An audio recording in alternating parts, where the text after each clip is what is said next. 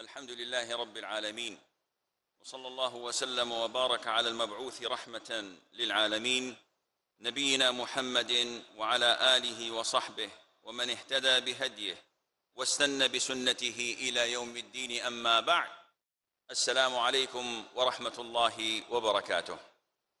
Usually in strategic planning, experts say that you have to first of all set your objectives, because if you fail to set your objectives, you will fail in planning. Each and every Muslim has an objective. His sole objective is to avoid hellfire and to be admitted to Jannah. May Allah make me and you among those who enter Jannah. Now, Jannah has been described in the Quran in two places, in Surah Al-An'am, in Surah Yunus. Allah described it as Dar as-Salam, the home of peace, as they translate it. But why was it called as such? Some say that it is Darus Salam because As-Salam is one of Allah's beautiful names. And it doesn't mean peace when we attribute this to Allah. It means that Allah Azza wa Jal is exempted from any faults or defects or shortcomings. Allah is the most perfect. So He is Salam.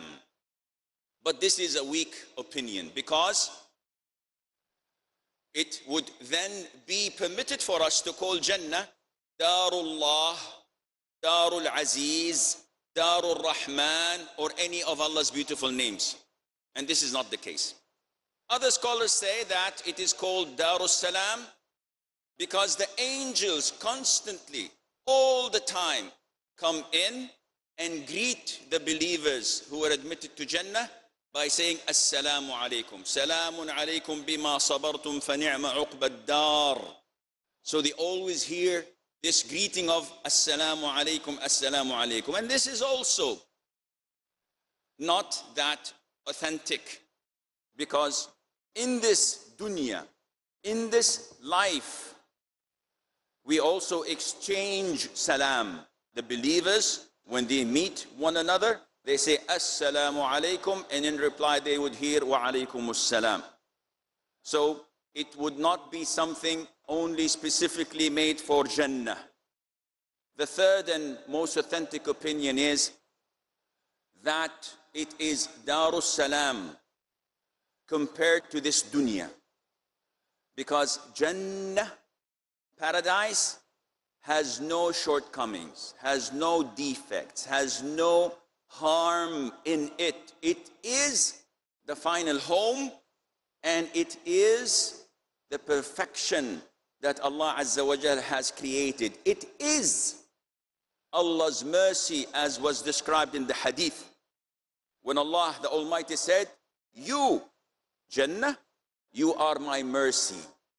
This Jannah is the land of peace that each one of us long to be admitted to and to live. This is a transitional period that we live in. In Jannah, it is the land of peace. Allah described paradise to have 8 gates. And the Prophet told us, alayhi salatu wasalam, that the distance between the 2 doors of the gate is a distance that a traveler would need of 40 years journey. The Prophet said, alayhi salatu wasalam, one day it would be filled. One of the gates? No, the whole 8 gates. So many people will be admitted to paradise with the grace of Allah Azza wa Jal. And all the gates of Jannah will not be closed. They will be always open, so you do not need a permission to exit and re-entry. You don't need a visa, by the way. All what you have to be is a Muslim. So you can come and go as you wish. The angels come and go every time with the gifts from Allah Azza wa Jal. You can go anywhere you wish, and you don't need to lock the doors. on yourself, because no one will break in. No one is going to come in and take something. It's a place of security. If you enter Jannah, you will be shocked to see these great mansions and palaces. They're so perfect, made of bricks. One would say, what are these bricks? A brick of gold and a brick of silver. And in between, the cement that binds them is musk. You have mansions, you have palaces, you have chambers over chambers that extend as far as the eye can see. There are tents, there are furnitures, there are rugs and carpets and pillows and cushions and sofas and things that we cannot imagine, made of silk. The Prophet ﷺ was given once silk handkerchief. And we know that men are not allowed to use or to wear things made of silk. And the companions touched it and they said, MashaAllah, it is so soft.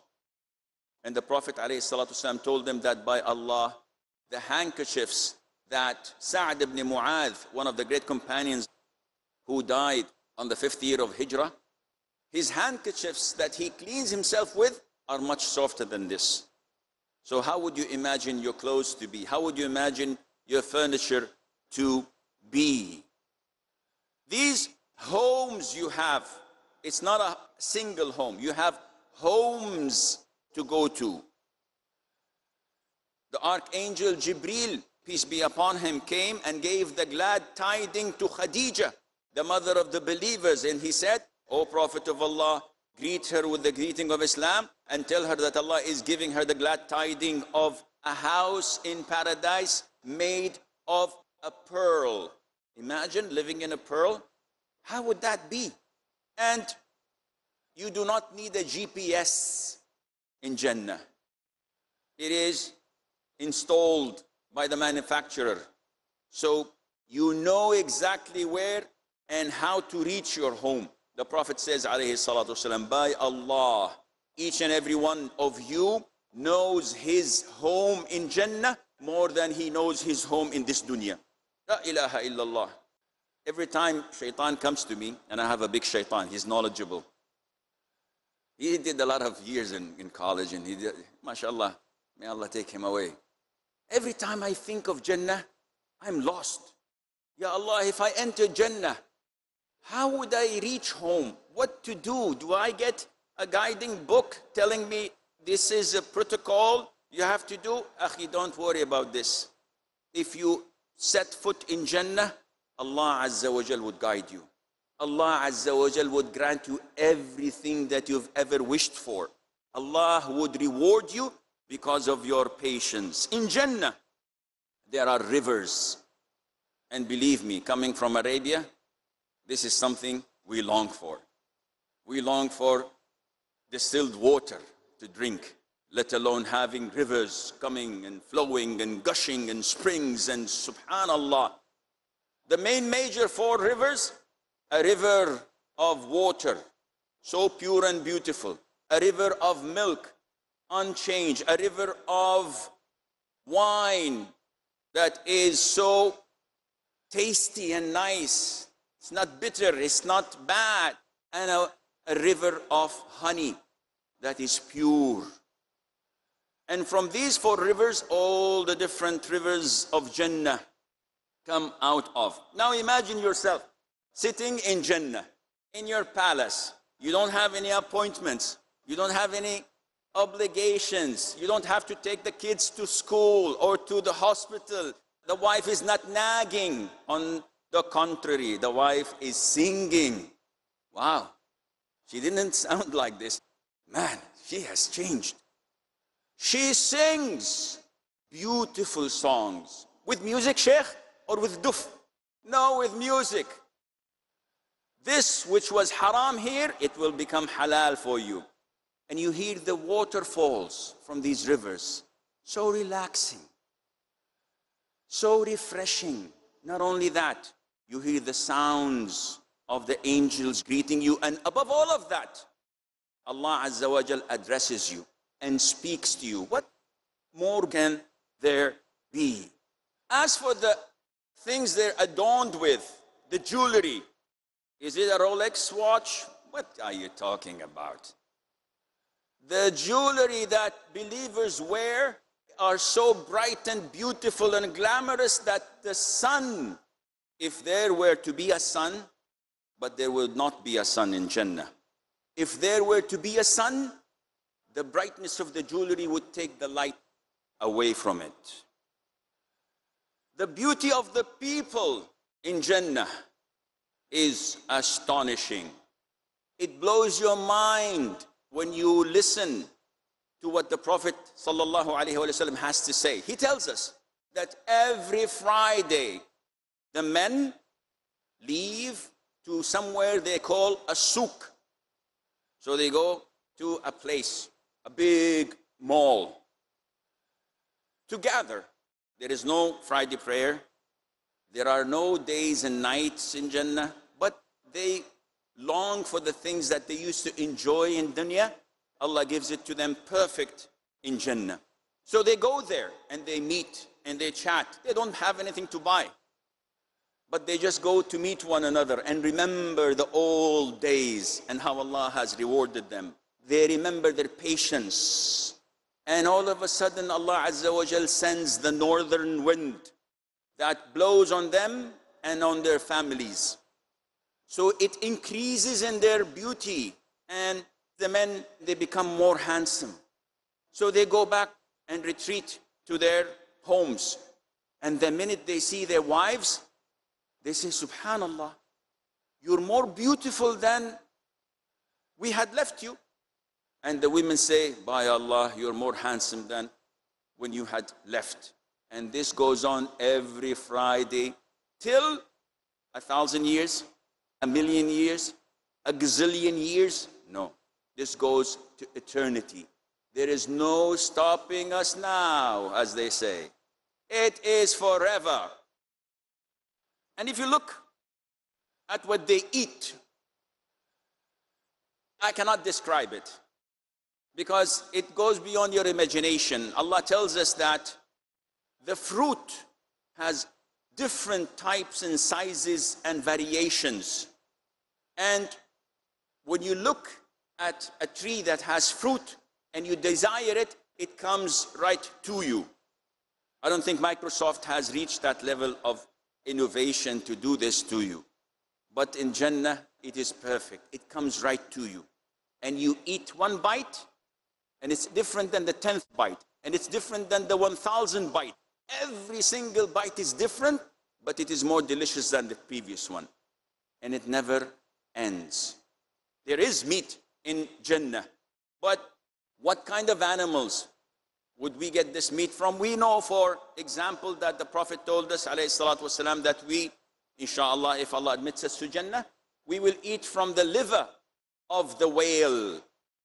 We will eat from the sheep, because the sheep are among the animals of Jannah. We will eat from strange type of birds that are so huge, they have necks as big as the camels, but their meat is more tender than anything that you have ever thought of. All of this would come to you without a price. You don't have to ask after having the meal, should I do the dishes? Nothing of that sort. There are animals, as the Prophet had told us, alayhi salatu wasalam. A man asked, O Prophet of Allah, are there horses? See, horses to the Arabs is like a sports car to us. The Arabs, I have a Suburban or a Yukon, a big family car. But I always want to have a small Ferrari or a small Porsche. In paradise, this companion is asking, okay, can I have this sports car? Are there horses? What was the answer? The Prophet says, alayhi salatu wassalam, you will have a horse made of a red ruby. Now, what kind of a horse is this? And this horse, it takes you wherever you want to go in Jannah. Wow. Look at the form of transportation. And it's fun. It's just to think of it, it blows your mind away. What about sleeping patterns, Sheikh? I often stay awake until Fajr, I pray Fajr and go to bed. How would our sleeping pattern be in Jannah? First of all, there will not be day nor night in Jannah. But there will shine light from underneath the throne of Allah Azza wa Jal to signify the beginning of the day and the end of the day. But it's all light. And there won't be any sleep in Jannah. And one would say, come on. Yani I wake up for Fajr every single day. At least I could sleep like a week or two. No, there's no sleep, because if you sleep, you will not enjoy what's in Jannah. And the Prophet told us, alayhi salatu wasalam, that sleeping is the brethren of death. And there is no dying in Jannah. On the hereafter, there's no death. Neither in Jannah or in hell. But they are being punished, while we, inshallah, will have the time of our lives. It's eternal happiness. You will have the immortality that has no end to it. Okay, now if we enter Jannah, what will happen? How would we look? Our Prophet told us, alayhi salatu wasalam, that we will be on the same form that Allah has created Adam. And by the way, Adam was 60 cubits high. So you do the math.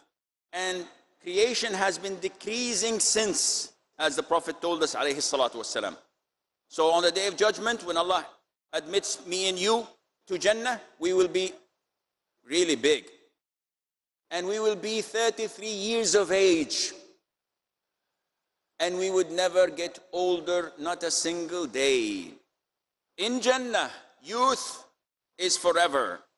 The clothes never worn out. We never get sick. We never get depressed. We never get hungry. We never get thirsty. We never get tired. The men of Jannah would be murd, jurd. Murd, meaning that they have no beards. So what I've been saving, it will all go away, inshallah, in Jannah, and then I'll be rewarded for that. Every single Tom, Dick and Harry, ya akhi, your beard is long, your beard is this. Can't you shape it? Can't you put some gel on it? Can't you like put a hair dryer or something? Do something, you know, braid it, ZZ top, anything. Akhi, I'm doing it for Allah Azza wa Jal. I'm following the sunnah of the Prophet ﷺ. In Jannah, I'll be rewarded, inshallah, as long as you will. And they will have no hair on their body, so no need to do waxing and body care, putty care, menu care, whatever care you have. It's all, alhamdulillah, legit. It's all from Allah, the Almighty Azza wa Jal. And the funny thing is, you will not find any old people in Jannah, alhamdulillah. They're all young. A woman came to the Prophet ﷺ, she was like 70, 80 years of age, and she said, "Oh, Prophet of Allah, without any teeth, ask Allah, He admits me to Jannah." He says, "No, an old woman cannot enter Jannah." And the women fled, weeping and crying. And the Prophet said, "Come, come, come, come." Allah Azza wa Jal would not admit you to Jannah like this. He would turn you back to being 33 years of age, the age of youth, eternal youth. People in Jannah, different status in levels. And the more higher you get, closer to the throne of Allah Azza wa Jal, the more light, the more favors and blessings of Allah you get. People are giving the blessing of praising Allah, glorifying Allah, as if they breathe. They don't do it because they're obliged to do it. They don't do it because if they don't, they'll be thrown into hell. No, they do it because it is like breathing to them. In paradise, there are no impurities. The people, they eat like crazy, huh? They feast and they party all day long. They do everything they want to do. A Jew came to the Prophet ﷺ, said, "You claim that the people in Jannah, they eat and drink?" He says, "Yes." He said, "Okay, those who drink and eat must go to the toilet." He said, "No, there is no toilets in Jannah." Astaghfirullah.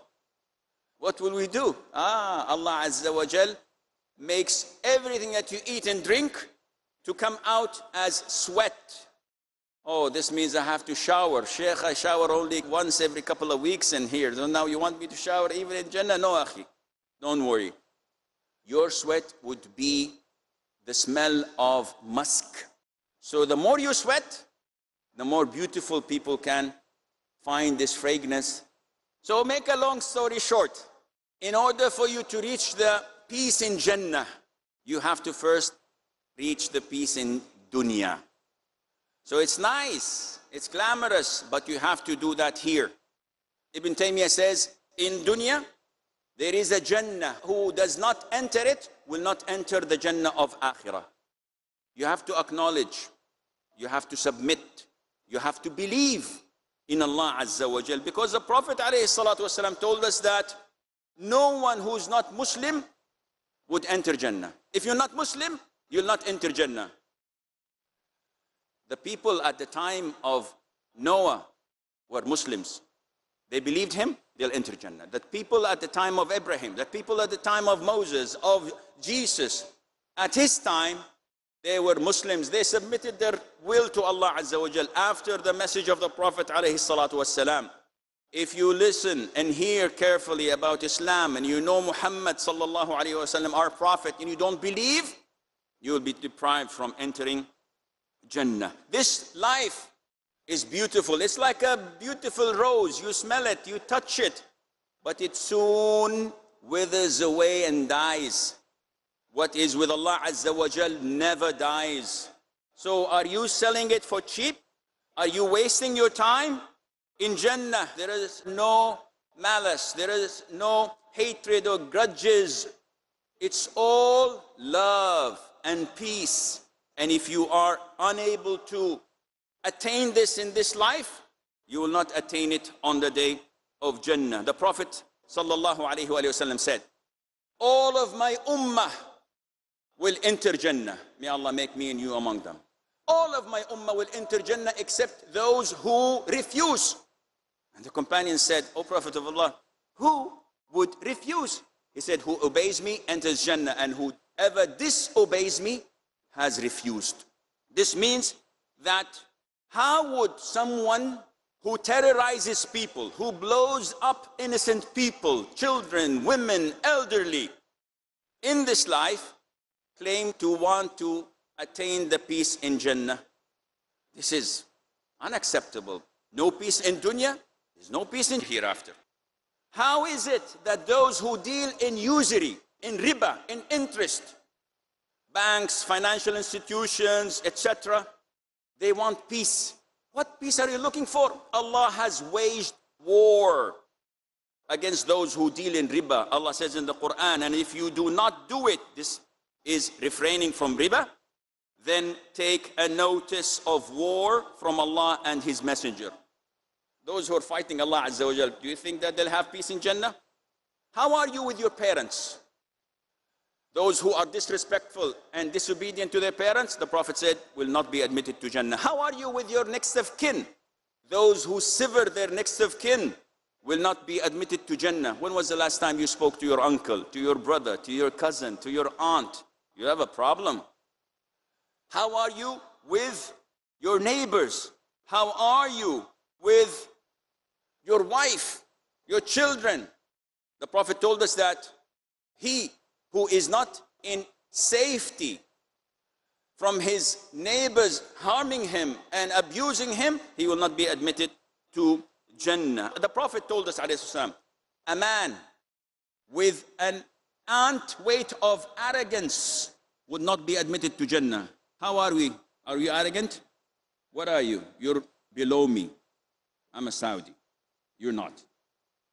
Then I will enter hell from the biggest gates because of the arrogance I have. We have to be humble to our brothers. Those who deal with sorcery, black magic, soothsayers, priests and fortune tellers, and they believe them, they will not be admitted to Jannah. And a lot of the Muslims, unfortunately now, enjoy entertainment of sorcerers and magicians. They attend concerts, they look and watch programs weekly, not knowing that this may deprive them from attaining the peace on the day of judgment.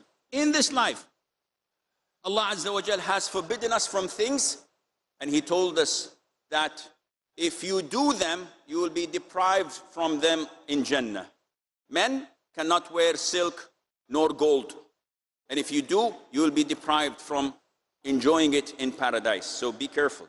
Men and women are not allowed to eat in silver and gold utensils. You go to 5-star hotels, everything is in gold. You say, wow, fine, I'll put this in my pocket. No, akhi, room service, they don't give you gold and silver utensils. They give you stainless steel. So even that, you cannot eat with spoons, forks, or knives made of gold or silver, because you will be deprived from doing that or having that on the day of judgment. Also, intoxicants. If you drink wine in this life, you will not drink it in the paradise. The Prophet ﷺ cursed 10. Those who grow it, those who make juice out of it, those who sell it, those who buy it, those who carry it, those who serve it, those who drink it. Anything connected to intoxicants. Not necessarily wine.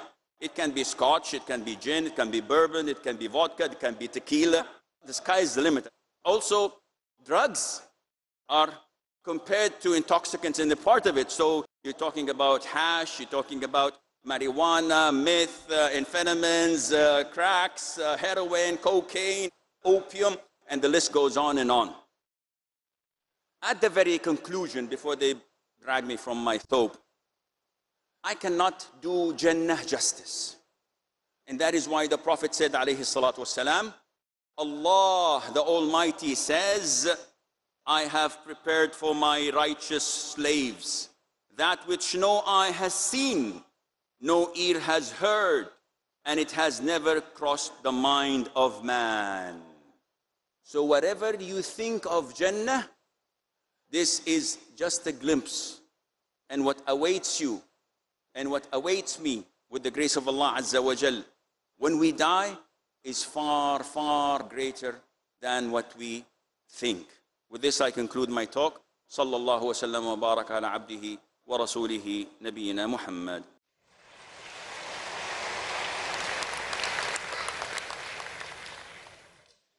Jazakallah khair. We'll have the first question from mic number 1 here from the brothers. Your name, your profession, and please make it short, brief, and on the topic. Assalamu alaikum. I'm Dr. Hadi. I'm a pediatrician in India. I've come just to attend this conference. Rabbana taqabbal minna innaka anta samiul alim. Ameen. There is a hadith that Allah subhanahu wa ta'ala will not talk with 3 types of persons. The third type is those who cover their ankle bones. Some say it means those who have takappur, and it is not the literary meaning of the hadith. There are few people who wear short trousers but they cover the ankle bone with socks. There are others who wear normal trousers and fold during salat time. May I have your opinion on this hadith, please? Okay. I need another lecture. Can I have another half an hour? I don't think so. So in a nutshell, akhi, I'm going to give you the juice, the fruit of all of this. It's an issue of dispute. The most authentic opinion is that Allah has placed 2 punishments for those who extend their garments below their ankles. And I'm talking about males and not females, of course. I don't want sisters to come wearing short dresses saying above the ankle. No, they have to cover the whole thing. So the first punishment is the ankle bone and the heel. This area is punishable in fire if you extend your garment depending on the extension. That's it. So your whole body is not in fire, but this particular area will be punished in fire. Of course, the Prophet ﷺ told us that the least in hell is a man who has a stone of fire put into his sandals. Now, he's not literally being punished, but this is the only thing. But because it's extremely hot, his brain boils. So this is a little bit similar to that.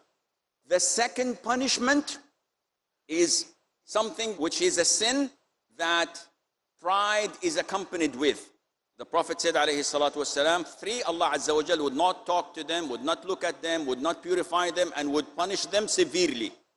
The first one, al-musbil, the one who drags his garment below the ankles. And in another hadith, the Prophet ﷺ told us about that specific sin, which is pride, in addition to dragging the garment below the ankle. So these are two different punishments.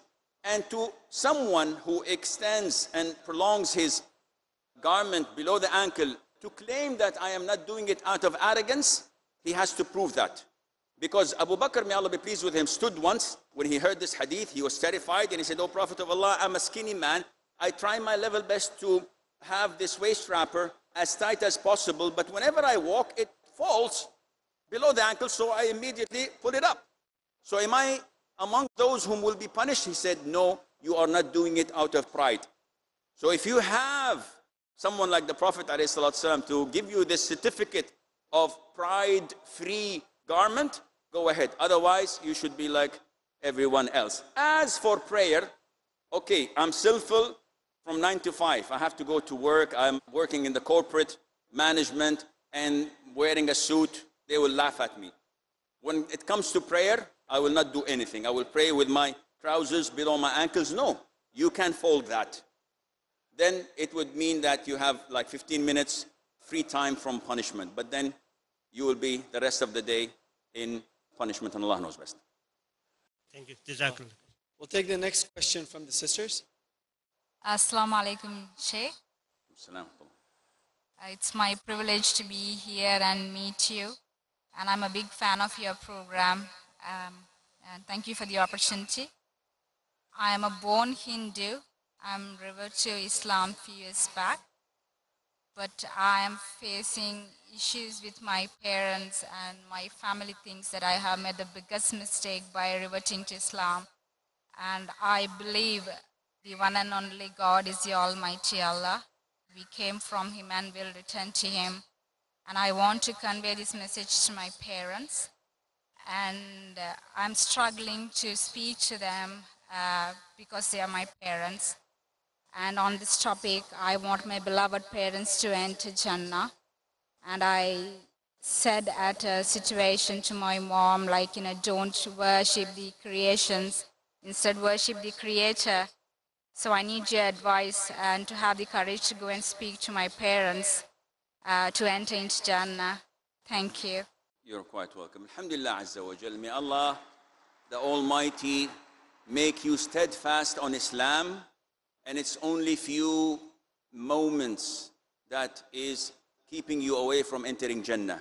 Once you die on Islam, once you die while maintaining and observing your prayer, 5 prayers a day, nothing would hold you back from Jannah, insha'Allah. Now, for your fear from advising and calling your parents, this is from shaitan. Any fear that you feel to humans, this is from shaitan. إِنَّمَا ذَلِكُمُ الشَّيْطَانِ يُخَوِّفُ أَوْلِيَاءَهُ. This is shaitan who is making you intimidated from his servants, from his allies. So this is definitely from shaitan. Now, how to motivate yourself and to get this encouragement to talk to them? I'll give you an example. You're a believer, alhamdulillah. You believe in hell and heaven, and you want them to be with you in heaven. If you see your father or your mother holding a glass with venom and poison in it, and you know the minute they take a sip, they will go to their graves. They will die instantly.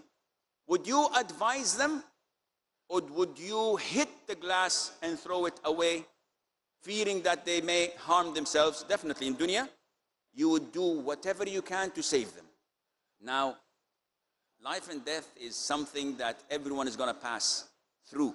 So if I die today, or if I die after 100 years, the end result is death. But hell and heaven are for eternity. So would you want them to suffer in hell? Definitely not. So you have to encourage yourself. You have to, as stated in the beginning of the talk, make a strategic plan. Set your objectives, because when you have a plan, you don't give everything in 10 minutes.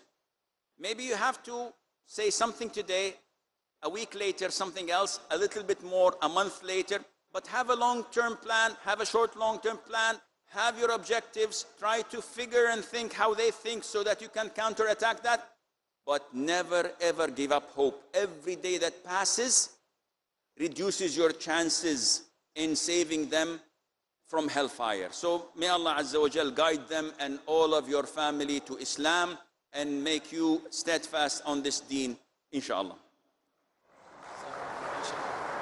Next question from the brothers, mic number 1. Assalamu alaikum, Sheikh Asim. It's Ramsey Weber. I'm a sales engineer. You may remember me from Saudi. Allah yahfazak, Sheikh. Jazakallah khair for the great speech, Sheikh. My son was so excited he wants to die now and go into Jannah. But real quick, Sheikh, I mean, many times we see on the TV many kids from non-Muslim countries dying, as we saw last week in the news with the ferry disaster, almost 200 kids dying. As a coping mechanism that I use when I see such things, I always think that these kids have been picked to go to heaven because they die before reaching puberty. Can you just elaborate on that, maybe really quick, about this thought process which I go through, and I imagine many other Muslims might use this as a coping mechanism also, that these kids in non-Muslim countries that pass away before puberty are in heaven? Jazakallah khair, Ramzi. It's an issue of dispute, and this is the easiest way of getting out of trouble. Whenever someone asks me, what's the ruling on this? It's an issue of dispute. Alhamdulillah, khalas. So I'm saved by the bell. No, actually it is an issue of dispute. And in a nutshell, we as Muslims cannot say that this individual is in Jannah or this individual is in hell. Not even XYZ of a kafir country or a leader. I cannot say. I do not have carte blanche to put people in Jannah or in hell. Otherwise, I would have been much richer than I am. I wouldn't be here speaking to you. But the fact is, we can only say that Abu Bakr is in Jannah, Umar is in Jannah, Uthman is in Jannah, Ali is in Jannah, Bilal is in Jannah, etc. Those whom the Prophet told us, we are hopeful and wishful that people who died after being righteous and pious, that will be in Jannah. But we cannot affirm that to say, yes, definitely he's in Jannah. So from this general rule, scholars differed when it came to the children, whether of the believers or the disbelievers. The disbelievers, the majority say that they're in Jannah. Why? Because they follow their parents and by default they're Muslims, they're admitted to Jannah. But there is a hadith of Aisha, may Allah be pleased with her, and other evidences that restrict us against saying this. We are hopeful and wishful. Also for the disbelieving children who did not reach the age of puberty, Allah Azza wa Jal did not hold them accountable yet. So how can Allah punish them? We do not say that Allah will punish them, and yet we do not say that Allah would admit these specific individuals, XYZ, into Jannah. However, we can simply say all children are in Jannah. Believers or disbelievers who did not reach the age of puberty, they are in Jannah. Okay, what about Tom, the son of John, the son of Mark, Luke, etc.? I don't know about Tom. He died when he was 4 or 5 years of age. But generally speaking, all children are in Jannah. So you see the difference? I don't specifically say Abdullah, the son of my friend Farid, died who was 6 years of age, he's in Jannah. No, I do not say this because it's not my right. I say all children who die under the age of puberty, inshallah, are in Jannah. Inshallah. We'll take the next question and perhaps the final question for this session from the sisters. Assalamu alaikum. What happens to people between death and Yawm al-Qiyamah? Because I don't know. Okay, if I understand the question, I think that you're asking about between this life, which is death, after you die, and the day of resurrection. Yes. What happens in between? Yes. The phases are 3. One is this dunya we live in. Each individual has this dunya, his lifespan. He enjoys and he suffers. He enjoys things to be enjoyed, food, drinking, etc. And he suffers from calamities, illnesses. And the suffering and enjoyment is done on the body and partially on the soul. Once you die, you move to the second phase, which is called al-barzakh. It's a transitional period between the two worlds. And it's also temporary as this life.